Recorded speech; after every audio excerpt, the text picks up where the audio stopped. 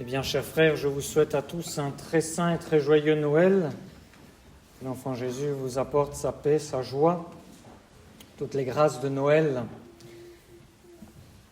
Vous pourrez retrouver nos vœux, à Monsieur l'abbé Duterte et à moi-même, sur notre carte de Noël à l'entrée de la chapelle, avec également les bulletins des retraites, les bulletins de la croisade et puis la simple lettre de la maison Saint-Joseph. Un petit rappel, je vous rappelle qu'aujourd'hui, si vous venez assister à la messe du jour ou à la messe de l'aurore pour les plus courageux, eh bien, vous ne pouvez communier qu'une seule fois. Pour tous ceux qui ne peuvent pas communier à cette messe, eh bien, vous pourrez, à la fin, tous sont invités à venir embrasser les pieds du petit Jésus que le prêtre vous présentera au banc de communion. Donc n'hésitez pas à vous approcher à la fin de la messe, pendant le cantique final. Je reviendrai pour faire baiser les pieds de l'enfant Jésus.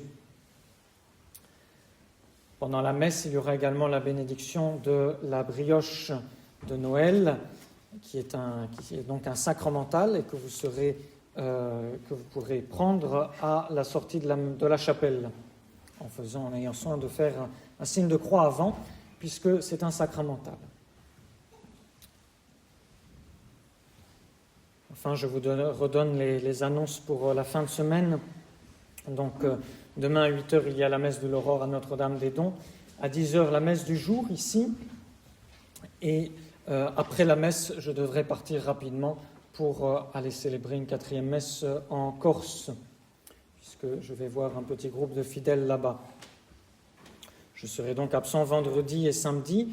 Vendredi, il n'y aura pas la messe ici pour la fête de Saint-Étienne martyr, et samedi, il y aura la messe pour la Saint-Jean, apôtre et évangéliste. Monsieur l'abbé Duterte sera là. Et dimanche prochain, c'est la fête des Saints Innocents, les messes aux horaires habituels. Avant de commencer le sermon, je tiens à remercier spécialement la croisade pour la chorale, pour la magnifique veillée de Noël, pour les chants, et également les enfants de la croisade, pour les efforts qu'ils ont faits à s'appliquer à répéter les chants.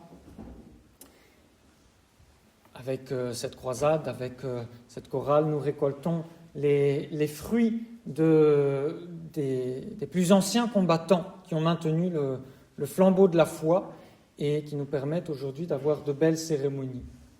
Donc remercions-les, et je pense qu'il faut avoir une pensée particulière pour remercier, pour prier pour Madame Guyot. Monsieur et Madame Guyot sont des paroissiens bien fidèles, et Madame Guyot ne peut plus venir assister aux messes. Je lui ai porté la communion tout à l'heure. Priez bien pour elle, s'il vous plaît, pour qu'elle reste fidèle jusqu'au bout, pour que la grâce continue à augmenter dans son cœur, même si elle ne peut plus venir à la chapelle pour recevoir les sacrements. Au nom du Père et du Fils et du Saint-Esprit, ainsi soit-il.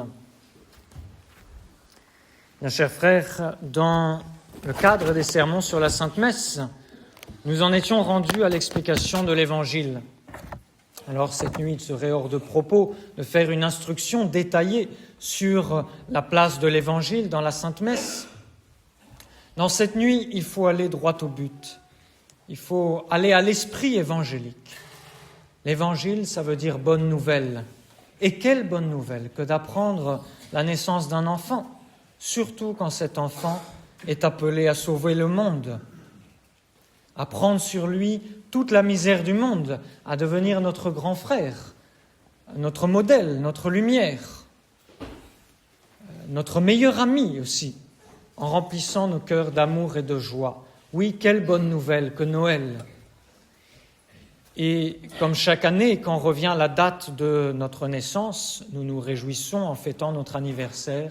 Ainsi, nous nous réjouissons chaque année en commémorant la bonne nouvelle de Noël, de la naissance de notre Seigneur.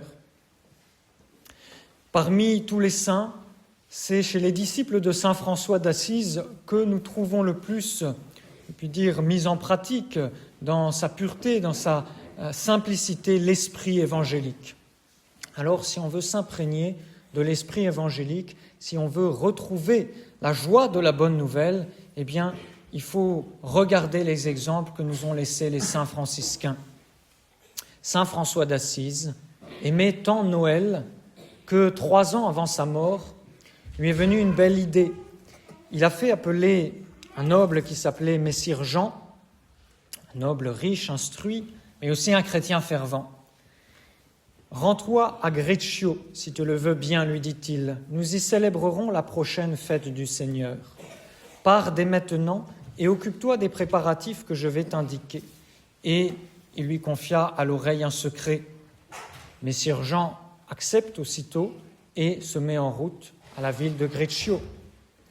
La grande nuit de Noël arrive. On a convoqué à Greccio les frères de plusieurs couvents des environs. Et le peuple se presse nombreux, avec des torches, des cierges. Tous sont fort intrigués. Il y aura une surprise, paraît-il. Le lieu étonne déjà. Une messe de minuit en plein dans les bois, dans une grotte, dans une cabane. Mais un frère franciscain les rassure. La permission de dresser cet autel portatif, comme nous dirions aujourd'hui, a été obtenue de Rome. Elle est très rarement donnée, mais le pape qui vénère saint François, lui a accordé cette permission. Lorsque saint François arrive, justement, il voit que Messire Jean a fait exactement comme il le voulait. Et déjà, il se sent tout heureux. Les fidèles n'en croient pas leurs yeux. Une mangeoire est là, remplie de foin, et de chaque côté, un âne et un bœuf. Comme à Bethléem. Il ne manque que les personnages, mais à cette époque, nul n'aurait osé jusque-là prendre la place de la Sainte Vierge ou de Saint Joseph dans une crèche vivante. L'heure de la messe est venue. François revêt le vêtement du diacre, la dalmatique, puisqu'il n'est pas prêtre par humilité. Et le prêtre, lui, monte à l'autel qu'on a dressé juste au-dessus de la mangeoire. Il dira n'avoir jamais senti autant de ferveur qu'en célébrant cette messe-là. Saint François, pourtant bien affaibli, remplit son rôle de diacre. Il chante l'Évangile d'une voix joyeuse et puis il prêche. Et il était si rempli de la douceur évangélique, écrit un de ses historiens, que lorsqu'il parlait de l'enfant Jésus, cette voix devenait comme un bêlement d'agneau, tant le seul nom de Jésus était doux en passant sur ses lèvres.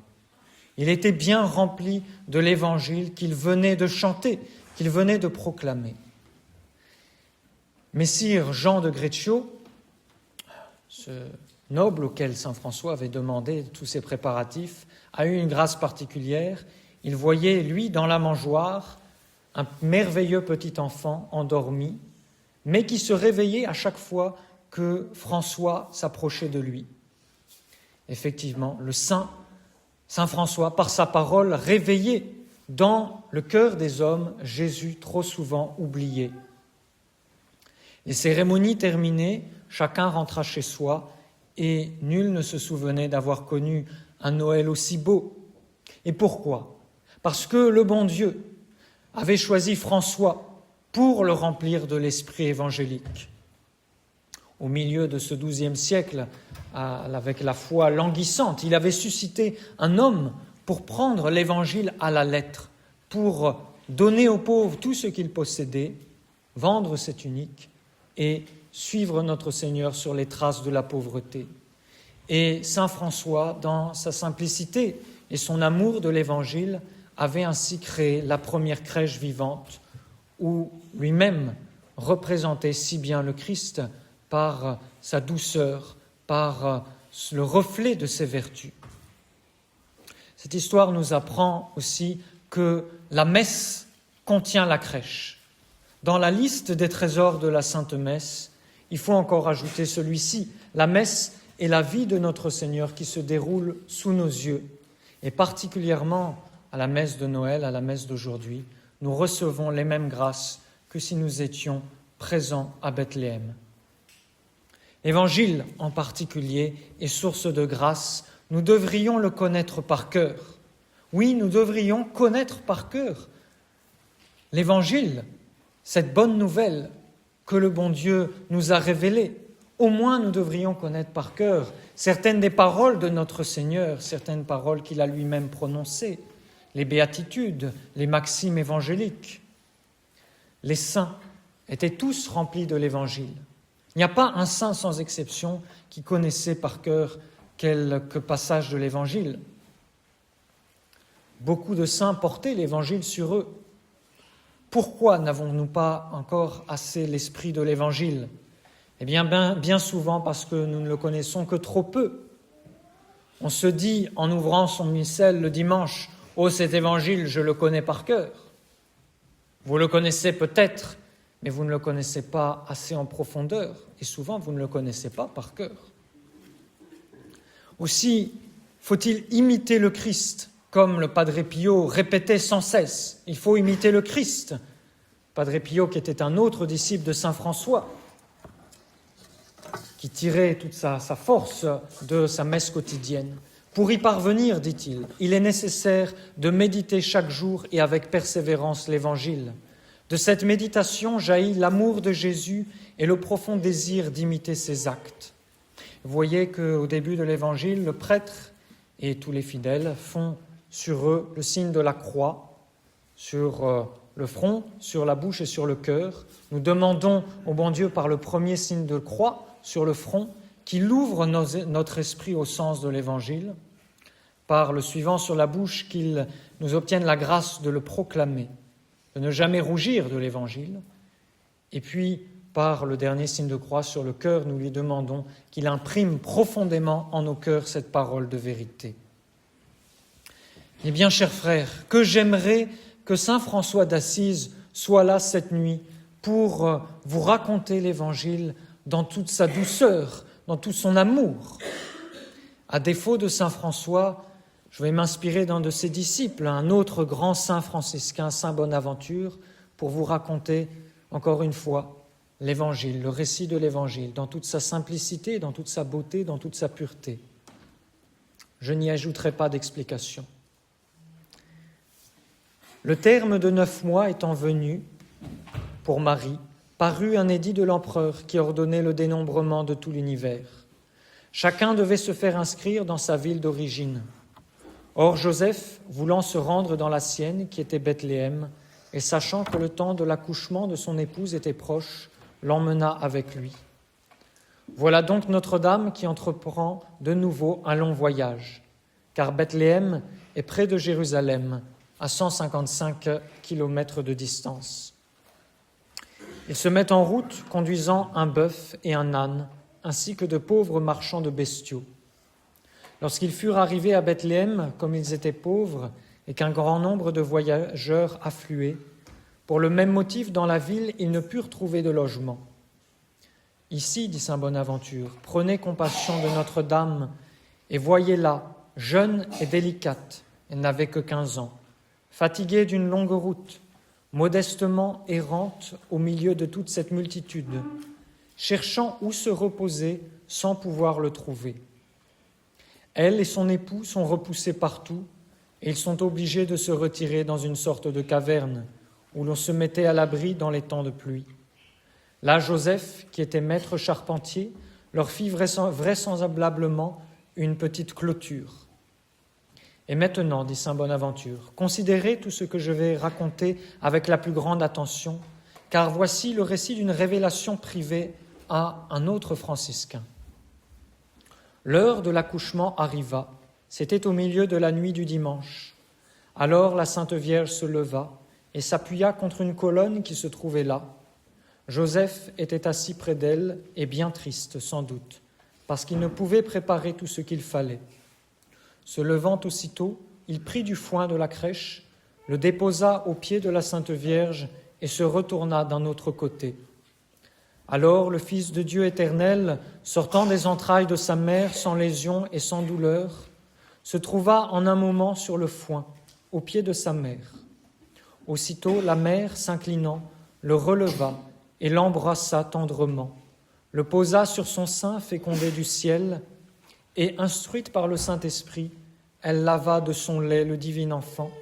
Ensuite, l'enveloppant du voile qui couvrait sa tête, elle le plaça dans la crèche. Et alors le bœuf et l'âne, fléchissant les genoux, passèrent leur tête au-dessus de la crèche, soufflant des narines, comme s'ils avaient eu l'intelligence de comprendre que ce pauvre petit, si pauvrement vêtu, avait besoin d'être réchauffé pendant un froid si rigoureux. Puis Marie, continue la révélation, s'agenouilla, adora, et rendant grâce à Dieu, dit « Je vous rends grâce, Seigneur Père Saint, qui m'avez donné votre Fils. Je vous adore, Dieu éternel, et vous, mon Fils, Fils du Dieu vivant. » Joseph l'adora également, et prenant la selle de l'âne et en retirant le petit coussin de laine ou de bourre, il le posa près de la crèche pour que Notre-Dame puisse s'y asseoir. Elle s'assit, et plaçant la selle sous son coude, elle se tenait ainsi, la reine du monde, regardant la crèche, les yeux et le cœur attachés sur son Fils bien-aimé. Tels sont les détails que donne cette révélation, mais le récit évangélique de saint Bonaventure continue. Le Seigneur était donc né. Les anges qui étaient présents en grand nombre adorèrent leur Dieu et immédiatement se rendirent près des bergers à environ 1000 de là et leur annoncèrent la nativité et le lieu où elle s'était accomplie. Puis ils remontèrent aux cieux en chantant leurs cantiques de joie et apprirent la bonne nouvelle à leurs concitoyens, c'est-à-dire aux autres anges. Toute la cour céleste, dans des transports de bonheur, d'allégresse et de louange, rendit des actions de grâce au Père. Et successivement, chacun selon leur rang, les ordres des esprits angéliques descendirent et vinrent se présenter devant le Seigneur Jésus, l'adorant en toute révérence, ainsi que sa mère, et lui chantant des hymnes et des louanges.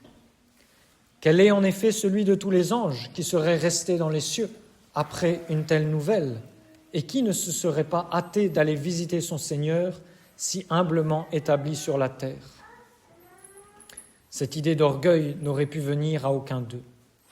Les bergers vinrent donc et adorèrent l'enfant Jésus, rapportant ce que les anges leur avaient appris. Et Marie, dans sa haute sagesse, conservait soigneusement en son cœur tout ce qu'elle entendait dire de son Fils. Puis les pasteurs s'en retournèrent joyeux. Les paroles de l'Évangile et des prophéties nous enflamment tellement, dit saint Léon le Grand, que nous semblons honorer la naissance du Sauveur non comme un événement passé, mais comme une chose présente, car nous aussi, nous entendons la communication de l'ange au berger. « Voici que je vous annonce une grande joie. Aujourd'hui, vous est né un Sauveur. » Vous remarquerez, mes bien chers frères, que pendant le chant de l'Évangile, le missel est déposé sur l'autel orienté obliquement. L'Évangile est tourné symboliquement vers le nord pour la conversion des païens. Historiquement, les barbares païens étaient au nord de l'Empire romain. Et donc c'est vers là qu'on prêchait l'Évangile.